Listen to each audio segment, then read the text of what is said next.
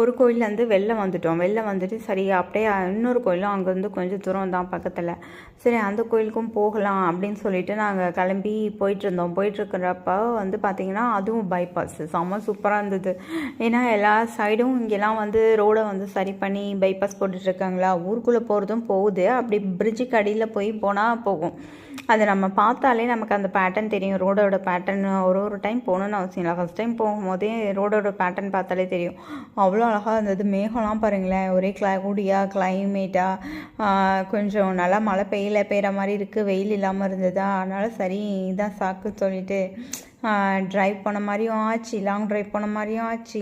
இதை பார்த்தீங்களா, ஒரு இது போகிறதும் எப்படி இருக்குன்னு. பிரிட்ஜு செம்மையாக இருக்குல்ல. அவங்களாம் ஸ்பீடாக தான் போகிறவங்களே எப்படி போகிறாரு பாருங்களேன். நாங்களும் ஸ்பீடாக தான் போயிட்டுருக்கோம்.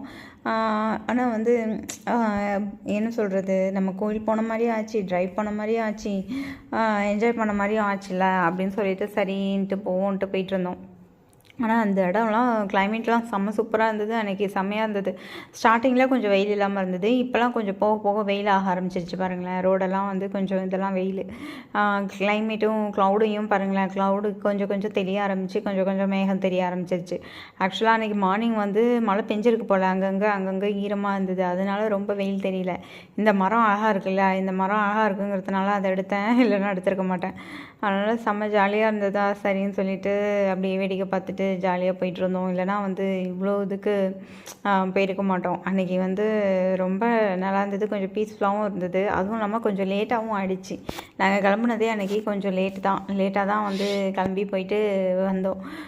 சரி கோயிலுக்கு போயிட்டு வருவோம் அப்படின்னு சொல்லிட்டு போகிற வழியில் வந்து அந்த தர்கா, குட்டி குட்டி தர்கா, குட்டி குட்டி இதெல்லாம் நாங்கள் பள்ளியறை, அது என்ன மாஸ்க்கு, அதெல்லாம் வந்து நாங்கள் பார்த்துட்டு போயிட்டு இருந்தோம். அதெல்லாம் எவ்வளோ அழகாக இருக்குது பாருங்களேன்.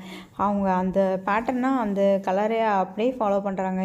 இந்த பக்கம் பார்த்திங்கன்னா வெறும் ஆறு பாட்டுக்கு ஜாலியாக ஓடி வந்துட்டுருக்கு, கூடையே வந்துட்டு இருந்தது. அதுக்கப்புறம் கொஞ்சம் தூரம் கழித்து டைவர்ட் ஆகிட்டு போயிடுச்சு.